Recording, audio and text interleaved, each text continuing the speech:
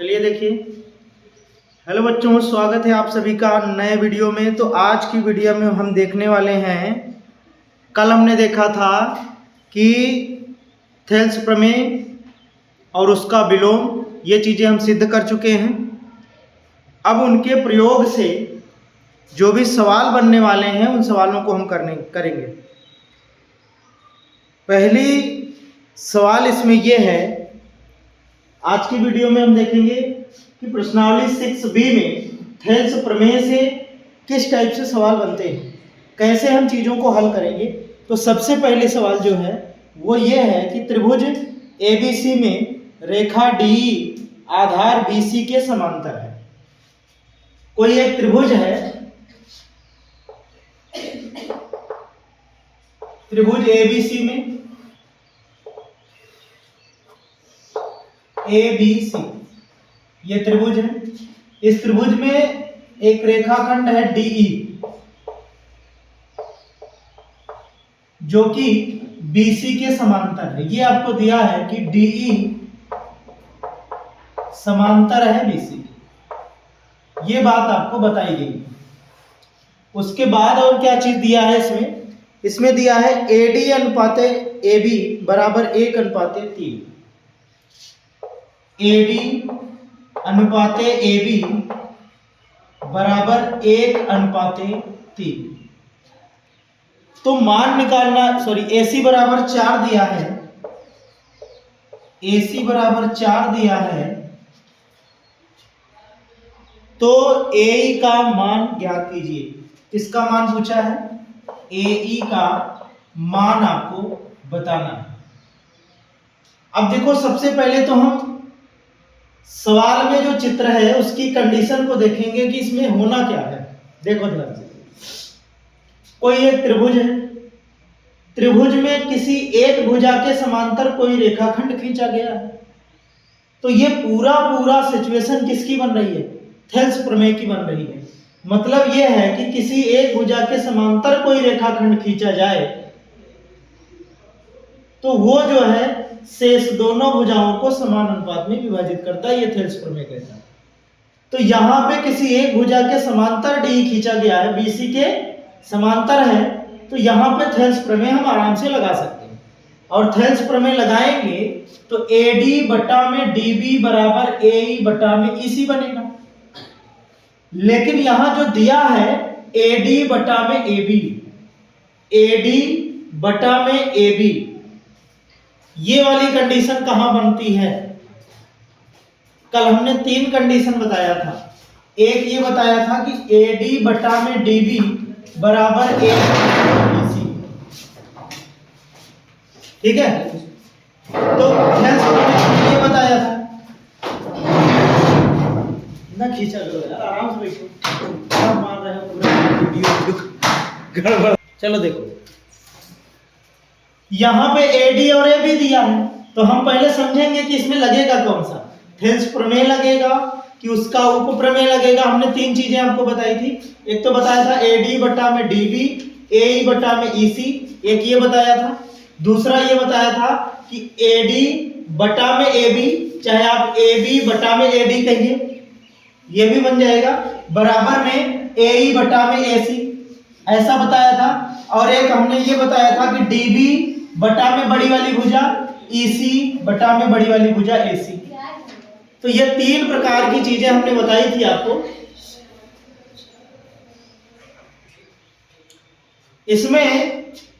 इसमें लगेगा थेल्स प्रमेय का उपप्रमेय। आप देख रहे हो ना, AD बटा में AB है, AD बटा में AB है, तो इधर AE बटा में AC आप कर दो, जो भी अपने पास रहेगा उसको हम रख देंगे।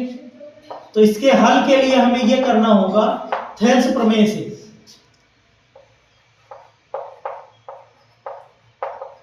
थेल्स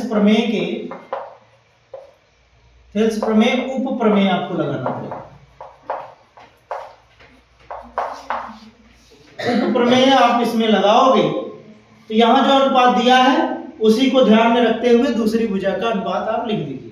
AD बटा में AB दिया है, AD बटा में AB दिया है, तो होता है, तो इधर हो जाएगा AD बटा में AB बराबर एडी लिए हो तो इधर ए ले लेना, ए बटा में एसी,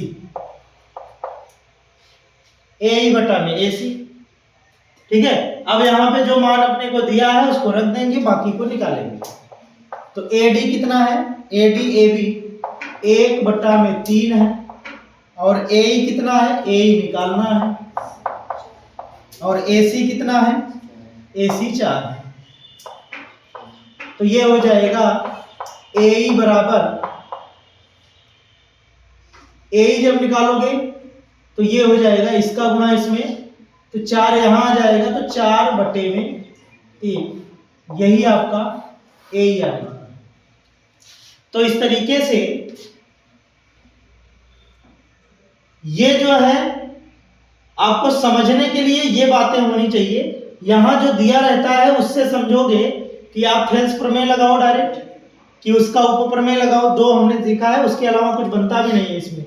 एक एडी बटे में बड़ी भुजा, दूसरा डीबी बटे में बड़ी भुजा, जो इधर ले रहे हो वही इधर ले लेना, बस। ये सवाल बन गई पहली वाली। ठीक है, दूसरी सवाल देखिए, सवाल नंबर 2। सवाल नंबर 2 में कह रहा है कि चित्र में एडी कोण बीएसी का समद्विभाजक है तथा AB बराबर 6 सेमी, AC बराबर 5 सेमी तथा BD बराबर 3 सेमी, तो DC का मान ज्ञात कीजिए। तो यहां पे एक त्रिभुज दिया है। इस सवाल को करने के लिए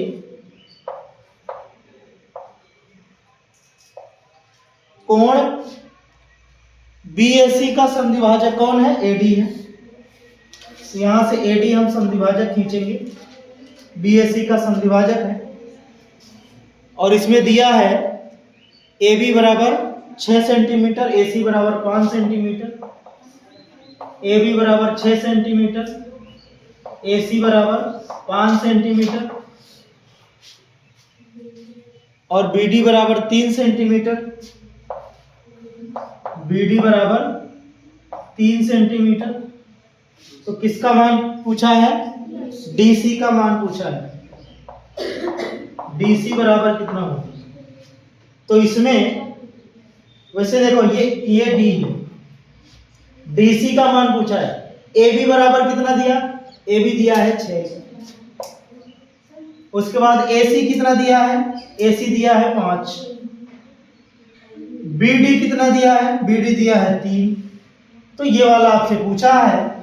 तो AB बटा में AC, या फिर आप ऐसा कर देंगे AB बटा में BD बराबर कर देंगे AC बटा में DC, चाहे जैसे आप कर देंगे आपका सवाल आ जाएगा। वैसे ये वाली सवाल जो है ये समरूपता पर आधारित सवाल है। ये दोनों त्रिभुज जो है वो समरूप अगर हैं तो फिर क्या हो जाता है, तो फिर इनकी संगत भुजाओं का अनुपात हो जाता है बराबर। लेकिन यहां क्या है, अभी हमने समरूपता की कोई भी कसौटियां नहीं पढ़ी है, क्या क्या नियम लगा के इनको समरूप बताया जाए ये हमने नहीं पढ़ा है। लेकिन अगर इस सवाल को लगाना है आपको, इस सवाल को आप इस तरीके से लगा सकते हैं, क्योंकि जब पेपर में आएगा तो आपको पता नहीं रहेगा कि ये समरूपता की कसौटी आपने सीखी है कि नहीं सीखी है। वहां तो सब सीख के गए हो ना, तो पेपर में आपको लगा देना है। तो यहाँ पे AB बटा में AC, इसको लगाने के लिए ऐसा करेंगे AB बटा में AC और बराबर में हो जाएगा इसकी भुजा BD और बटा में DC। DC आपको निकालना है, AB बटा में AC का मतलब 6/5, और BD कितना है, BD 3 दिया है, DC निकालना है, 3 से ये कट जाएगा, तो DC जो आएगा वो 5/2 आएगा, मतलब 2.5 सेंटीमीटर। ये आपका DC आ गया। ठीक है, DC आपका बन गया 2.5 सेंटीमीटर। तो इस तरीके से दोनों सवाल आपके आसानी से बन गए। इनको आप कर लीजिए, फिर अगली सवाल हम इसके बाद बताते हैं।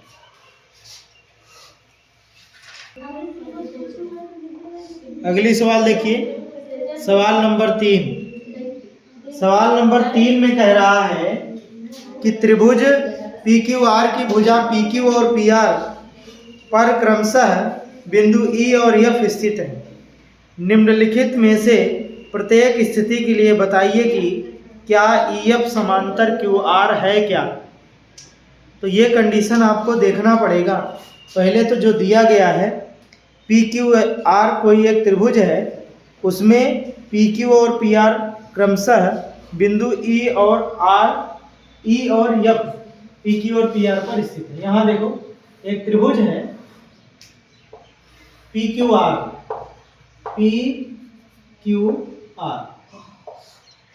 पी क्यू और पी आर पर, इस पर कौन है, इस पर है ई और इस पर एक बिंदु है एफ।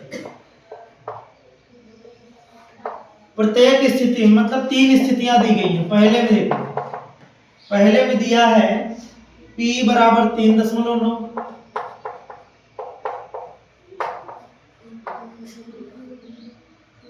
PF बराबर 3.6,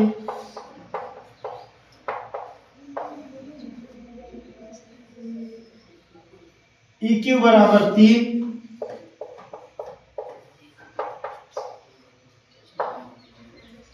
उसके बाद FR बराबर 2.4। एक मैं बता देता हूं, बाकी इसमें 2 शेष जो हैं उनको आप इसी टाइप से कर लेना। इसमें ये बोल रहा है कि प्रत्येक स्थिति में आपको बताना है, जैसे पहली स्थिति ये दी गई है, ये जो खंड है उनकी लंबाइयां दी गई हैं, उनके हिसाब से आपको बताना है कि क्या क्यू आर के बराबर ई एफ समांतर है, बराबर नहीं, क्यू आर के समांतर ई एफ है कि नहीं है। वो कैसे देखना है, इनके हिसाब से देखना। समांतर ये दोनों कब होते हैं, जब अनुपात क्या हो, समान हो। थेल्स प्रमेय जब लगता है तब ये समांतर होते हैं। थेल्स प्रमेय कब लगेगा, जब इधर की भुजा के खंड का अनुपात इधर की भुजा के खंड के अनुपात के बराबर आ जाए। तो हम यही देखेंगे P कहाँ है भाई, ये है, तो ये कितना है 3.9। उसके बाद क्या EQ दिया है, क्या दिया है भाई 3.9, और यहाँ पे आपको लिखना कैसे होगा उसको देख लो आप। ऐसे ही आप दूसरे तीसरे दोनों में लिखना। यहां लिखना क्यू आर समांतर ई एफ होगा यदि पीई बटे में EQ बराबर PF बटे में FR। ये दोनों तब समांतर होंगे जब ये बराबर होंगे। तो हम मान रख के देखते हैं क्या बराबर आता है क्या। P कितना है 3.9, EQ कितना है 3 है, और यहां PF कितना है 3.6 है, और FR कितना है 2.4 है। जरा डिवाइड करके देखिए तो ये हो जाएगा 1, ये हो जाएगा 1.3। तो यहां आ गया 1.3 बटे में 1, और यहां हो जाएगा 1.2 से आप काटेंगे तो 2 बार में ये कटेगा, 1.2 दूनी 2.4, और 3 बार में ये कटेगा।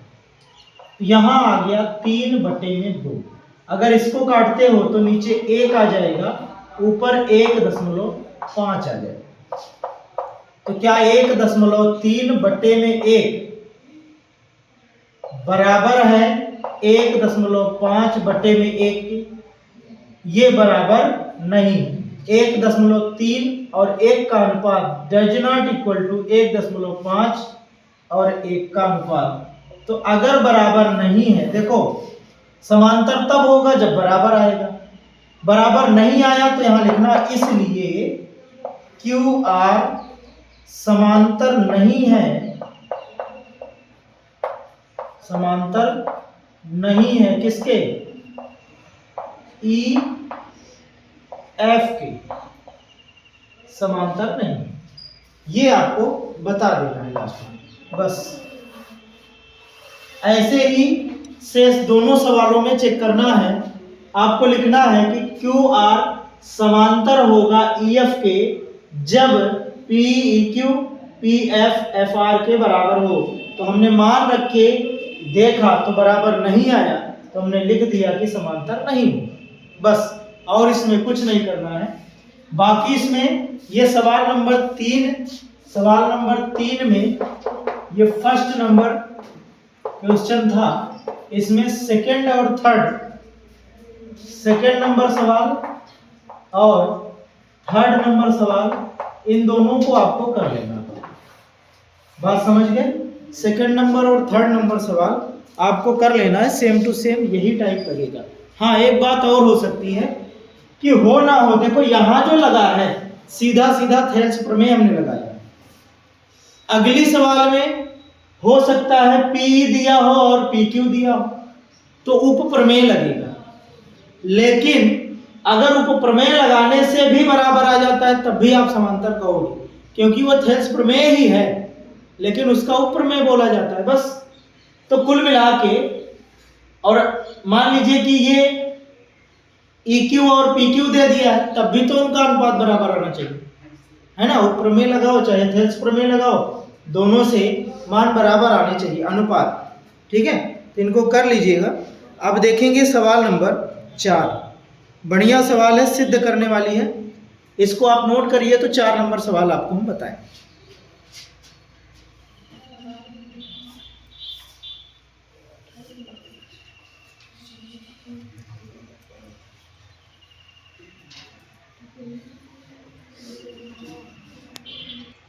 देखो इधर सवाल नंबर 4 में इस तरीके का चित्र बना है कि ABCD एक चतुर्भुज आपको दिख रहा होगा, A को C से मिलाते हुए BC के समांतर LM खींचा गया है और CD के समांतर LN खींचा गया है। अब आपको कह रहा है कि सिद्ध करिए कि AM बटा में AB बराबर AN बटा में AD। कैसे होगा इसको देखेंगे, बड़ी आसान चीज है, पहले आप इनको समझ लीजिए, फिर उसके बाद आराम से उसी के सहारे हम लिख देंगे। देखो पहले हम ले लेते हैं त्रिभुज ABC। त्रिभुज ABC अगर आप लेंगे तो उसमें BC के समांतर LM है। अब जब एक भुजा के समांतर कोई रेखाखंड खींचा जाए तो वहां थेल्स प्रमेय लग जाता है, तो हम ABC में एक बार थेल्स प्रमेय लगाएंगे, उसके बाद फिर त्रिभुज ADC हम लेंगे और उसमें थेल्स प्रमेय लगाएंगे, क्योंकि DC के समांतर LN भी दिया गया है। तो समांतर जहां भी दिखे वहां थेल्स प्रमेय लगाने की आप कोशिश किया करो। तो यहां सबसे पहले हम यही करेंगे कि त्रिभुज ABC में एक बात अपने दिमाग में रखना है, देखो यहाँ AM बटे में AB, यहाँ थेल्स प्रमेय मुख्य वाला नहीं लगेगा, यहाँ उप प्रमेय लगने वाला। मुख्य वाला क्या करता, AM बटे में MB बोलता, वो मुख्य वाला ये बोलता है, लेकिन यहाँ AM बटे में AB है, इसका मतलब है कि उप प्रमेय लगेगा। तो त्रिभुज ABC में थेल्स प्रमेय के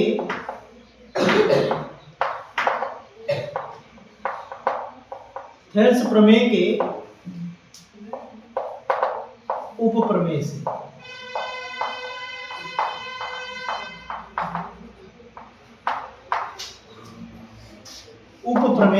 से अब इसमें अगर थेल्स प्रमेय का उप प्रमेय लगाते हो तो क्या बनेगा, देखो AM बटे में AB, जो हमें जरूरत है वो बनता है। हमने 3 सीखा था ना, एक तो थेल्स प्रमेय सीखा था जो कि एक एक पार्ट में अनुपात था, फिर 2 हमने सीखा था कि भैया एक ऊपर वाला छोटा भाग बड़े में, बड़ी वाली भुजा बटे में, फिर दूसरा सीखा था कि भैया नीचे वाला छोटा भाग बटे में, बड़ी वाली भुजा, चाहे अंश में बड़ी वाली भुजा करो चाहे हर में करो, लेकिन जो इधर करेंगे वही दूसरी भुजा के साथ व्यवहार किया जाएगा। तो हमें जरूरत है AM बटे में AB की, तो आराम से हम निकाल सकते हैं कि भैया यहाँ AM बटे में AB आप लिख सकते हो। जब AM बटे में AB आप लिखोगे ना तो क्या होगा, तब इधर AL बटे में AC लिखना पड़ेगा, ठीक है। तो AL बटे में AC आपको लिखना पड़ेगा। समीकरण 1 हो गया। अब दूसरा त्रिभुज ले लो, ADC में थेल्स प्रमेय का उपप्रमेय लगाओ। त्रिभुज ADC में जब इसमें उपप्रमेय लगाओगे तो AN बटे में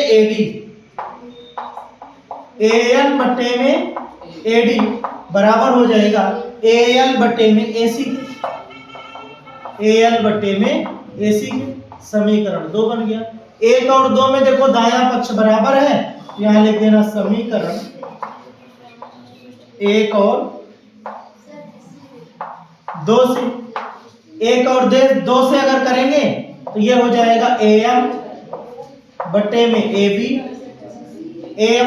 AB और बराबर AN बटे में AD हो जाएगा।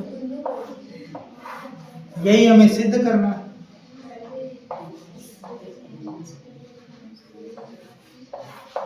ये बात कौन सा?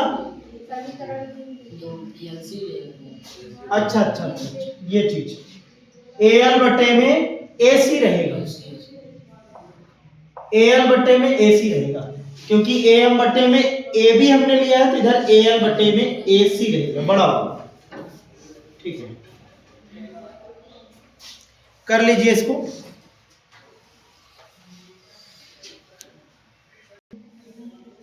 चलिए आज की क्लास में हम यहीं तक रखते हैं, टाइम हो गया।